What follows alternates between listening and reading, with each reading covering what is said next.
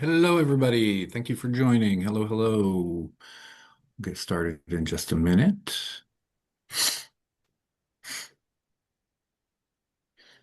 Do we have anybody on the call from Illinois Power Agency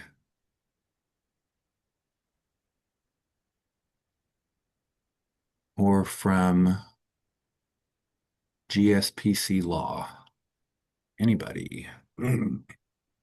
Oh, is that Kadela? Hi, yes. Awesome. Did I say your name right? It's Cordelia. You were close, so Kadelia. it's Okay, I'm fine. sorry about that. No, you're fine. Cool. Well, thanks for joining us. Did you have anything you wanted to screen share? Not, no, I don't think so. I think, Okay. yeah. Okay, cool. Well, let's go ahead and get started, and I will hand it off to you here in just a second. Thanks for joining us today, CEJA grantees, for our June 23rd CEJA Technical Assistance Tuesday office hours.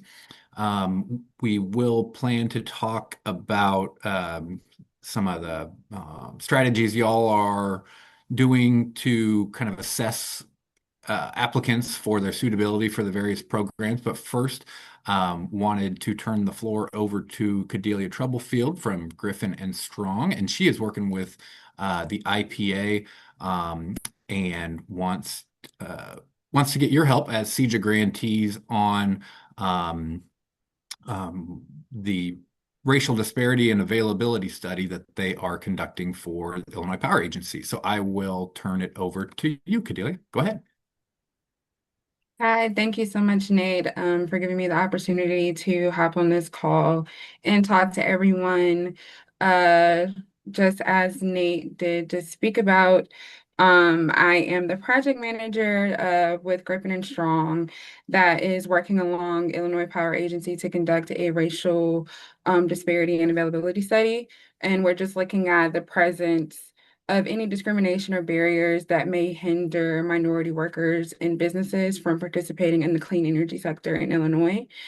And as a part of the study, we have launched a survey that is geared towards hearing from grantees from DCO CEJA's workforce initiatives. So just to get your input on exactly your experiences and within applying for the grant and to receive the funds, and how has it been implementing your programs, and looking at any if there's any measurable outcomes, or if you have any certain barriers that you have observed while in your position and working alongside any of the participants in any of your programs. So it's just like a 10-minute survey. And I have sent it to the list that I do have from DCEO. But if you have not received that survey link, please feel free to email me. I can drop my email in the chat. You can also email me with any questions, give me a call, whatever you feel comfortable with doing. And then I can also share the survey link in the chat as well. And then I'm also open to any questions if anyone has any now. But yeah, that's pretty much all that I wanted to talk to you all about. We're trying to keep it up a little bit longer because we haven't received a lot of responses on it. So just want to give folks the next couple of weeks or so to fill it out. And yeah, any feedback that we hear from you all is very much appreciated. That's Awesome. all. Thank you, Cordelia. And are there any questions from the CEDAR grantees on the call?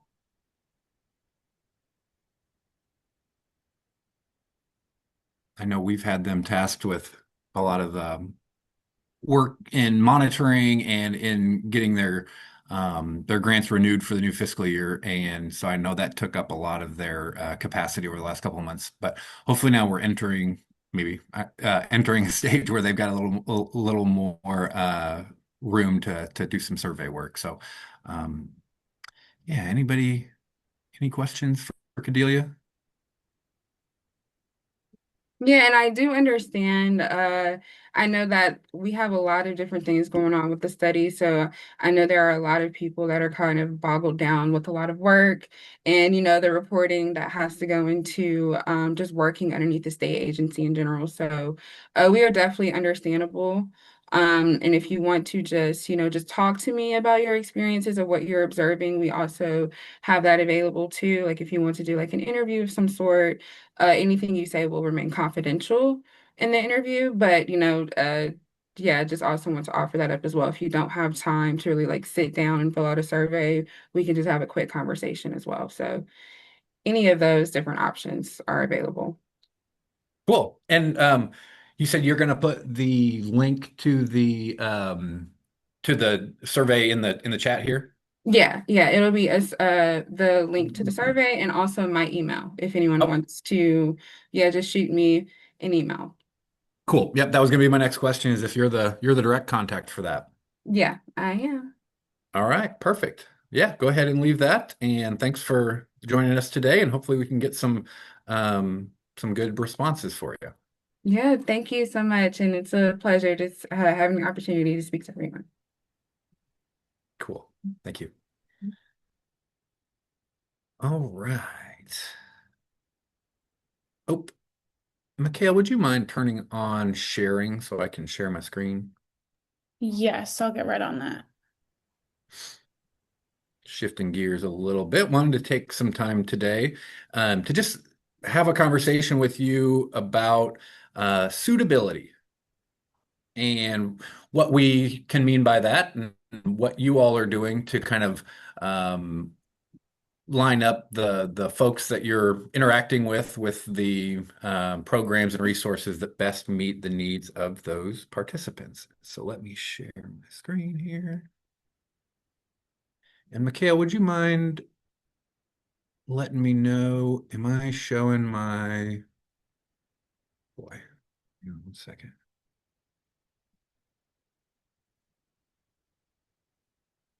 Are my notes showing? You're all good. Looks good. Alrighty, cool.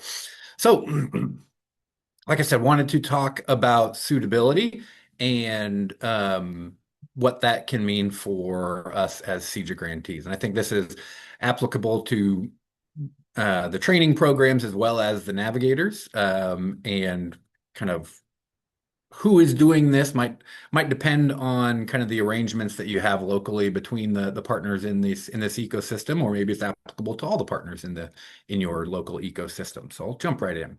So what do we mean by suitability? So we've been getting feedback around the preparation level of students who are entering our training programs with, the bridge kind of being their first stop. We're hearing feedback from, I think, both employers as well as the training programs themselves. And as we're meeting with folks out in our communities who could be prospective CEJA participants, we're seeing various levels of preparation and maybe awareness about these programs. So we're getting a lot of folks who want to join a program, but maybe they're just not quite ready yet. We're hearing some feedback that some folks are only joining programs for the stipend and barrier reduction funds. And then, of course, we've got other folks who are a good fit for some programs, but maybe not others. And some of that might be due to kind of their own individual situation or their interests, things like that. And so what we want to do today is talk about the difference between eligibility and suitability, as well as the important difference between suitability and skimming. And then we have some ideas based on what we've heard out in the ecosystems, as well as just kind of how we've thought through some of these issues. And we want to get your feedback as well as any additional ideas that maybe we haven't thought of or haven't heard about for how we can address this issue. And all of this moving toward providing some official formal guidance around this topic. Don't want to kind of roll that out without having a really good sense for what's happening out there in the field. So to jump in, eligibility versus suitability.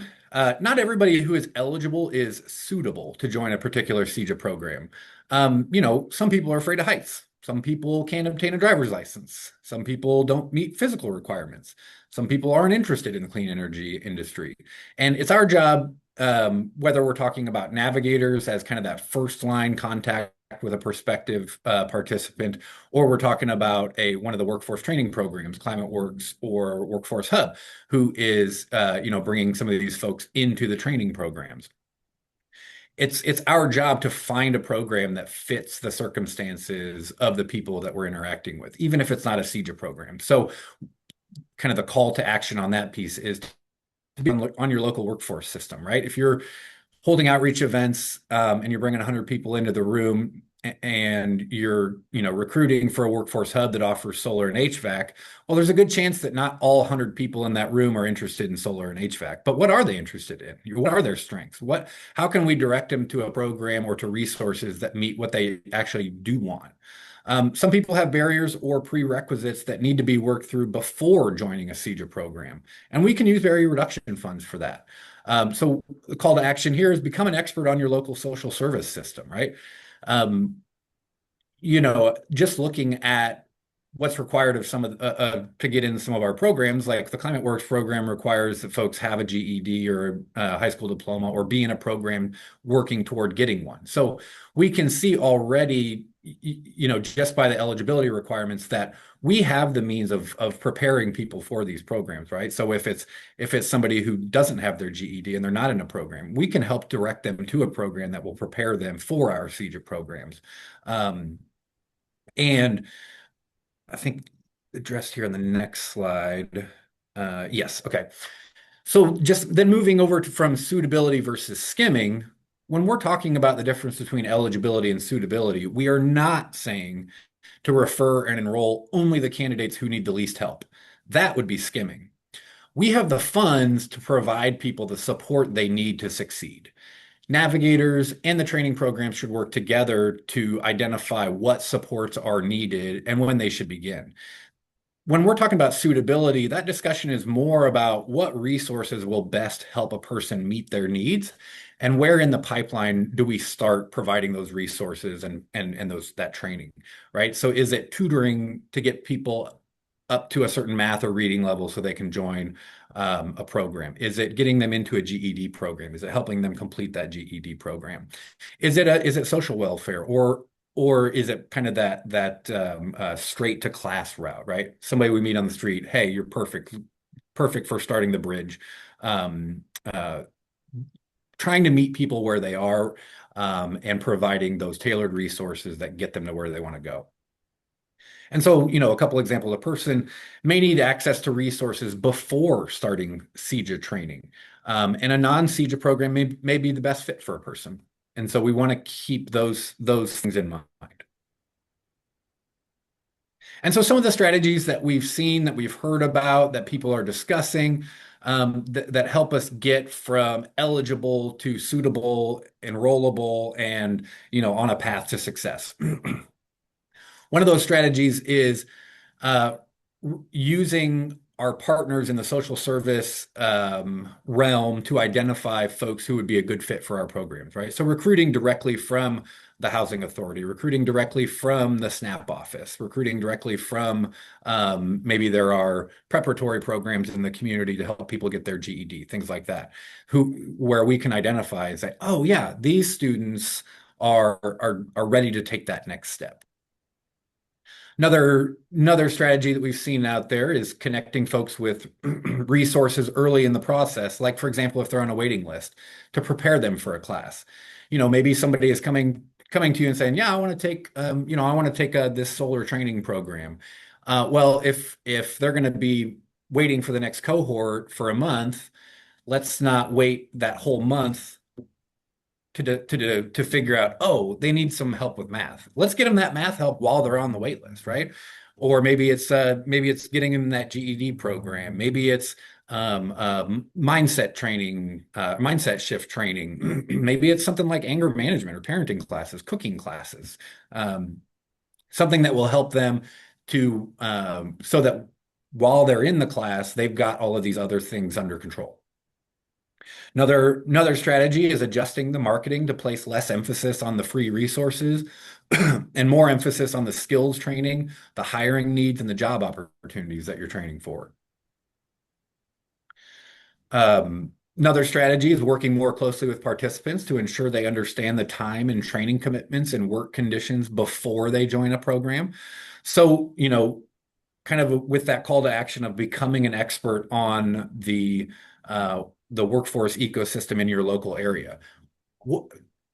Become an expert on those programs. What are those programs? What are the details, the fine details of the jobs that they're training for, right? Hey, this occupation means a lot of early mornings. This occupation means you're going to be working high up on roofs.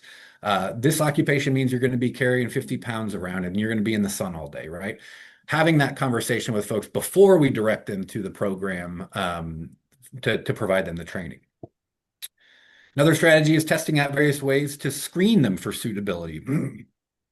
And again, suitability, not skimming.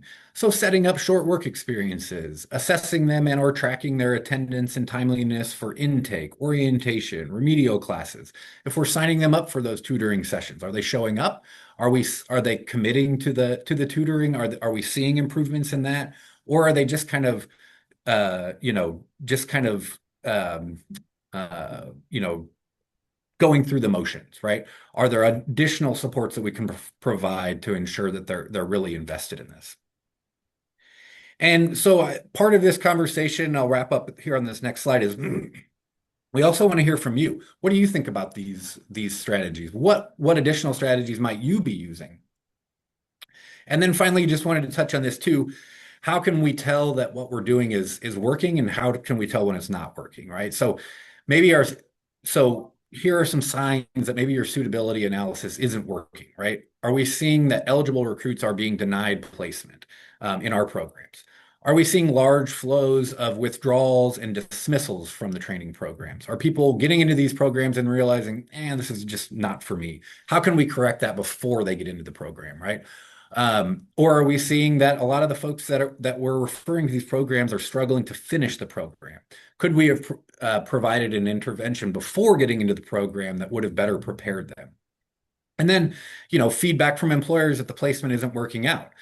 That could be a misalignment of interests or strengths, or it could be an issue with the curriculum, right? Are we seeing large flows of referrals back to the navigator? Are we sending folks to the training programs and then the training programs are working with the participants and going, yeah, this isn't actually a good fit. Let's send you back to the navigator. And then are we seeing delayed start dates for training? Are we getting into situations where we don't have enough people for these programs, too many people for these programs, or where we're getting into the classes and realizing, hey, everybody in this class needs some additional digital literacy training to know how to use email. Or, hey, everybody here is deficient in this particular math skill. Let's rewind the clock and provide that training to all of them. We should be taking these feedback clues from the system that it is giving to us and adjust. And so, thank you for your time. And like I said, we are very interested in hearing your thoughts on these strategies and any additional ones that you might have. So with that, I will stop sharing, and I see that we do have some comments in the chat here. And so, okay, I see Cadelia. And yes, the navigators are invited to this meeting. And I see several of them on here. Okay, so now the first one. Sorry, let me take a drink here. I'm choking up a little bit. All right, so from Rebecca, how do you make sure people aren't getting funds to help make the transition easier into the program and then deciding later this program isn't for them after funds have been dispersed? For instance, for people with driver's license issues that will take a while helping early because a longer process, then deciding they don't have the time for this or need help with housing and help with entry requirements, then deciding this isn't the pathway as it's already met their need. Yeah, so I mean, I think we're working towards, limiting that to as great a degree as we can. I don't think that we're ever going to get to a point where we're totally eliminating folks who change their mind or, folks who didn't feel comfortable sharing a certain barrier with us at the beginning, but now they do feel comfortable sharing that barrier with us.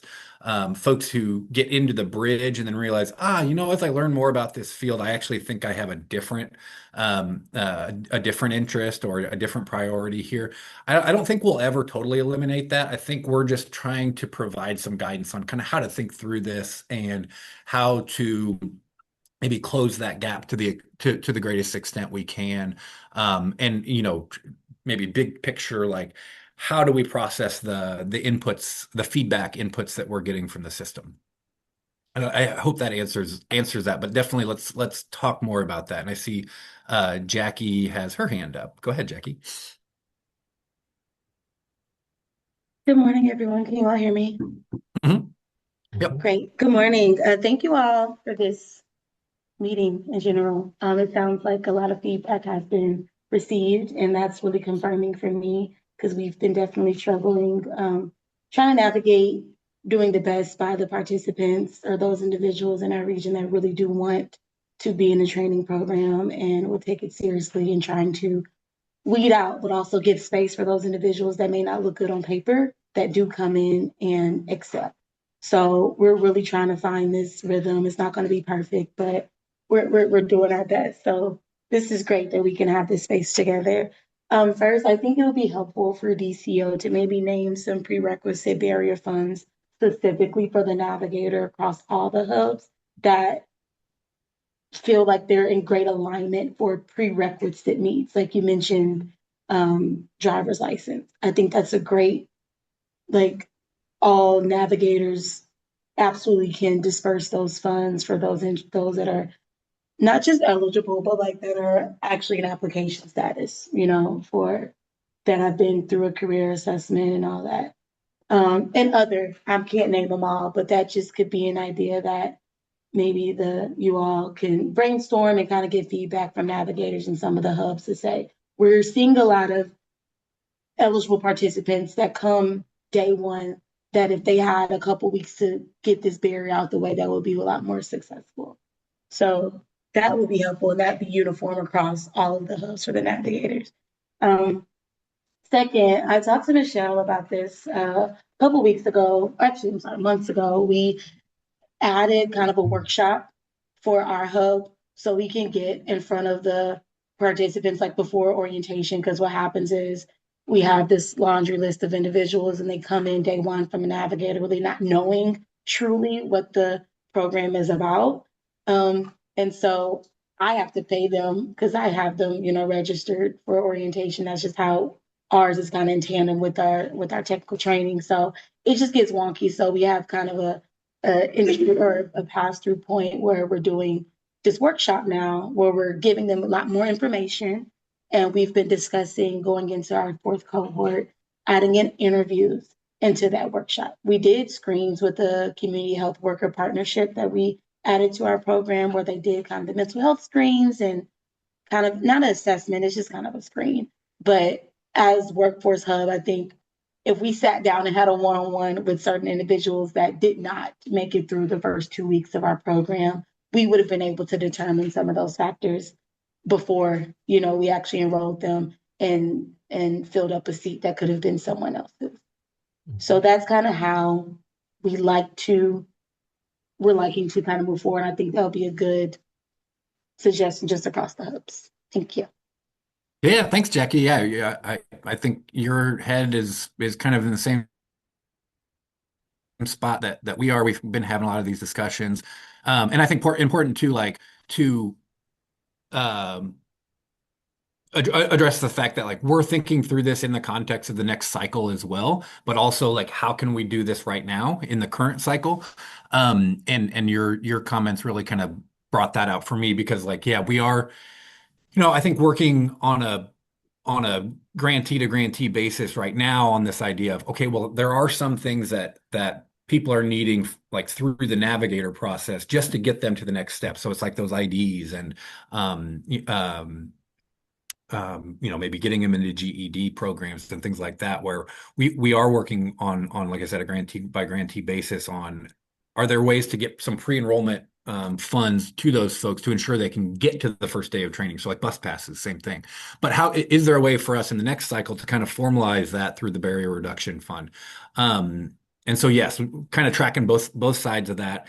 And I think, another one of those things that's like, how can we address this now? And then how can we look at it the next cycle is that relationship between the navigator and the hub to where, even currently we can set up scenarios where like the hub maybe is using training dollars to contract with the navigator to provide some of that either pre-enrollment barrier funding or some of like you just addressed with that kind of orientation that you're doing. Like, is there a way Yes. to involve the navigator on that front end to where we can we can kind of assess that suitability, assess that fit, get them thinking more about their career interests and the direction they want to go before we send them over Yes. to the training program. And so, yeah, like same thing where like now that's something that we could or that could be worked out through like a contractual relationship between the hub and the navigator. But is there a way in the next cycle to kind of formalize that or make that make more sense on the navigator piece? And so, I think a lot to be determined still, but definitely I think our heads are in a similar Hey, place there. hey Nate, I've got a couple thoughts Absolutely. there, and I Yeah, do yeah, see yeah. I do see Tracy's hand, so forgive me, Tracy, for jumping in front of you. Um, First, I know one of the things that we're doing a lot is in strongly encouraging grantee groups, I'll say grantee pairs, navigators, hubs, climate works, to sit down and strike MOUs for a number of reasons. One, to identify things like you mentioned. If there are, I'll say, preliminary barriers that navigators are best suited to try to initially address.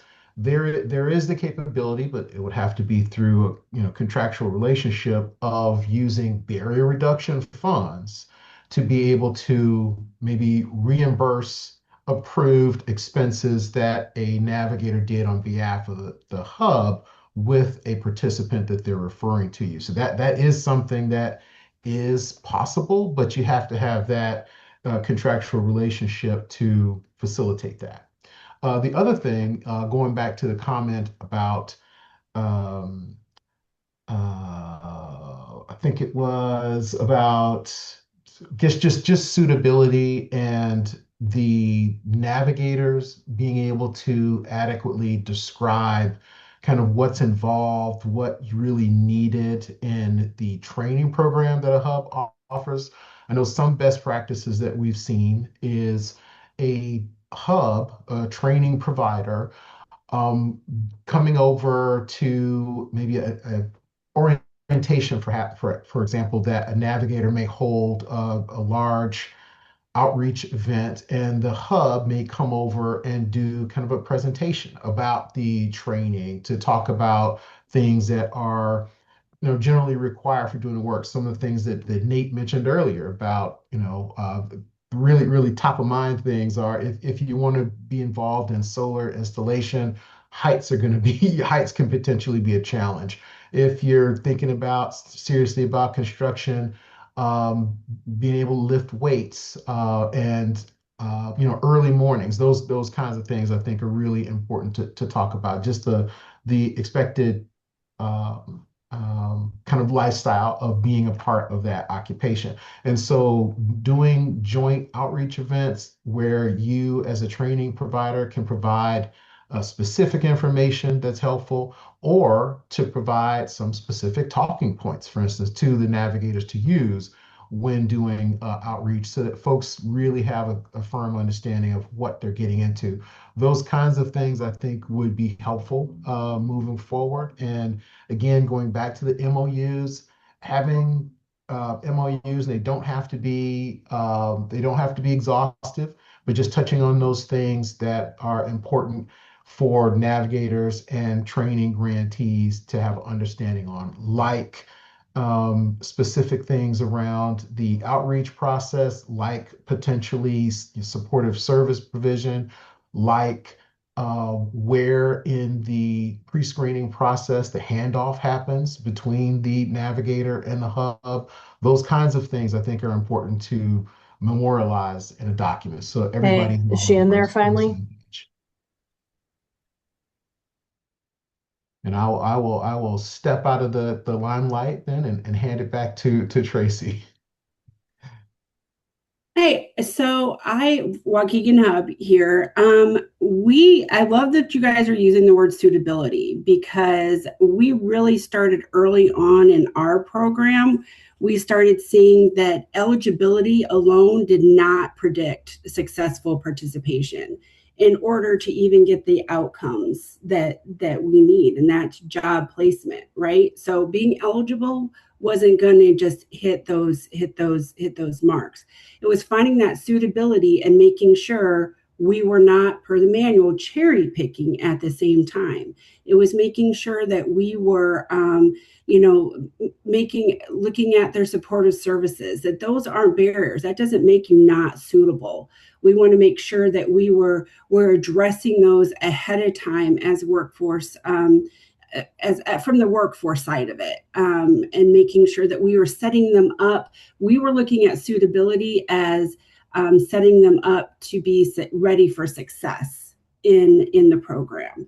That it was, this is what you're doing. We start out with them saying your job in this whole training is to get a job, and it is our job to show them that employability, those skills that they have in the bridge. Sometimes those bridge hours aren't enough, and that we are starting to reinforce some of that time with non-paid workshops if they want to come to learn a little bit more about being employable that we can't hit in those 40 hours, just giving those extra times.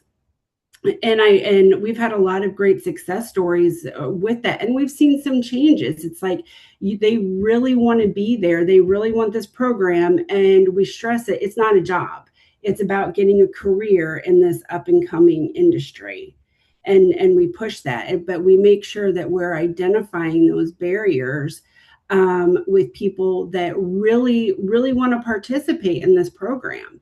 And just because, and I have to say, just because going forward, they might not know which program they want to go in. Is it EV? Is it, HVAC?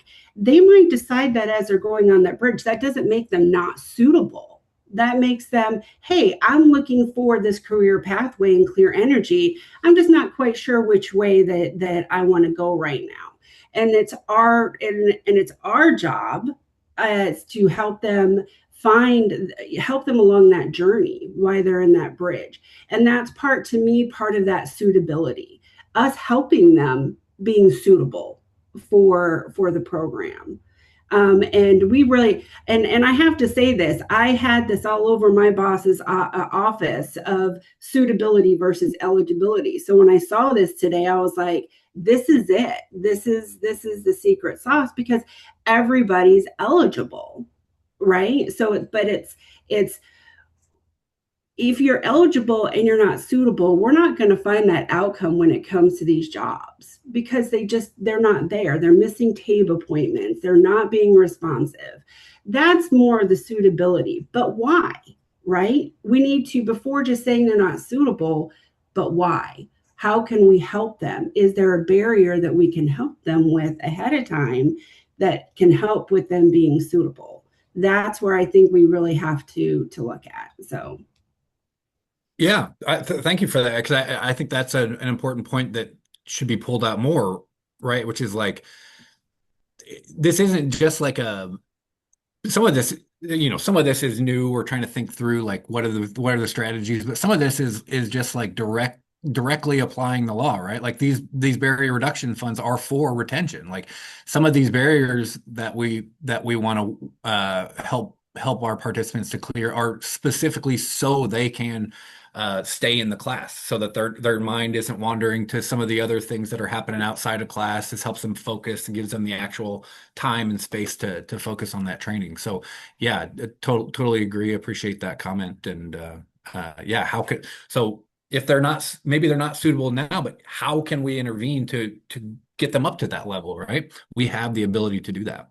Yeah, and there's sometimes also that there's like, well, I can't this month because, of course, we have justice impacted. They're like, well, I can't join this cohort this month because, Mhm. well, I've got all these other obligations that I have to do. It's like, well, okay, how can I help you now? But how can we get you set up for this next cohort? So you're not out of the game per se, right? They want to be Mhm. there, but their schedule because they need to get their legal matters in order, which sometimes we can't help with the scheduling when it comes to their probation officers and all that. But how can we support them to get them through that next phase?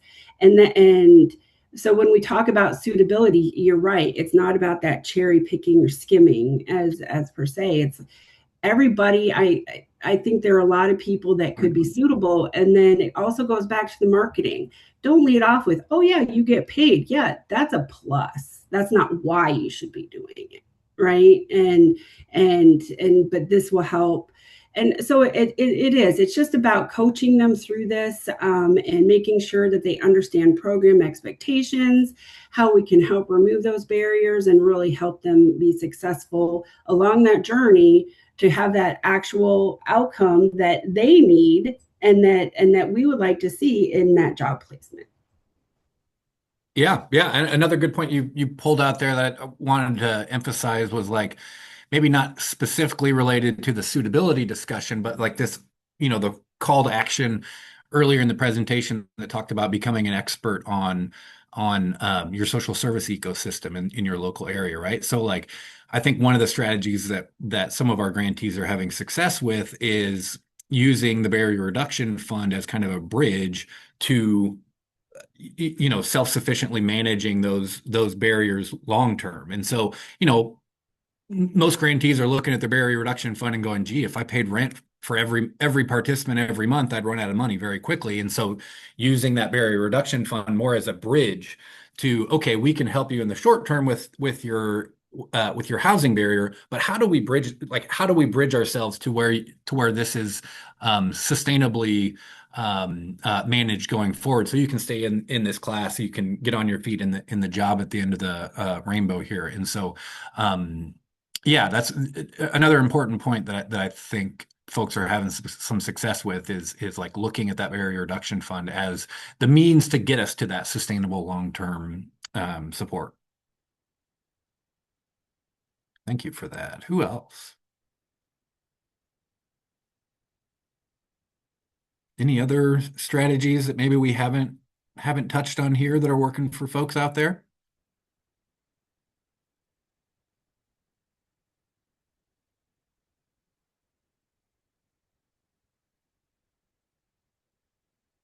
All right.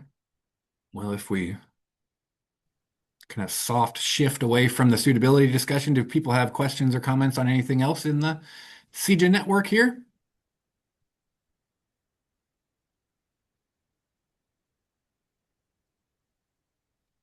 One thing I'd like to just elevate. I know it's probably, I think it's happening right now, as a matter of fact, but just wanted to call attention to the opening of the CEJA capacity grant availability. And so we distributed some information about that to folks. I know there's um, I think a kind of informational going on about that right now, as a matter of fact.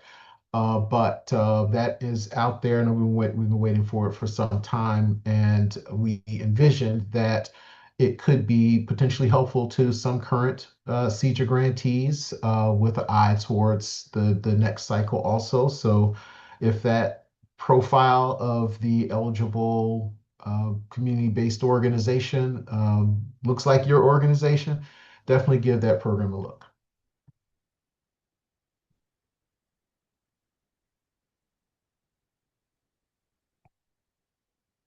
And Diana put the link for that grant in the chat, so please check that out. Mhm.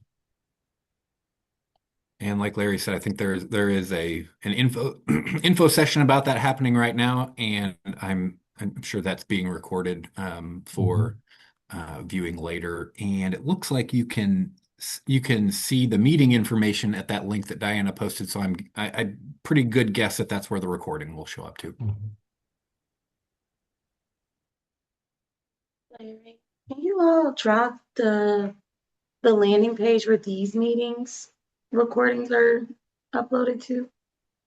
Oh, yeah. Thank Were the you. recordings? Yeah.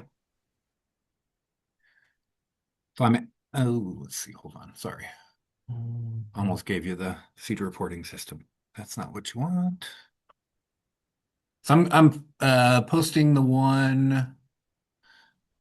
I think all of your programs, whether you're Hub or Navigator, I think you all go to I think all of the tutorial videos are at this link that says ClimateWorks in it, but they're all the same.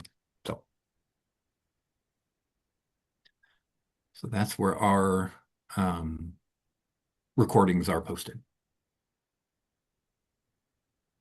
Oh, sorry, I just direct messaged that. Hold on one second.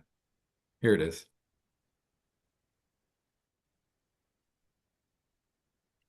All right. Anybody else have any questions, comments?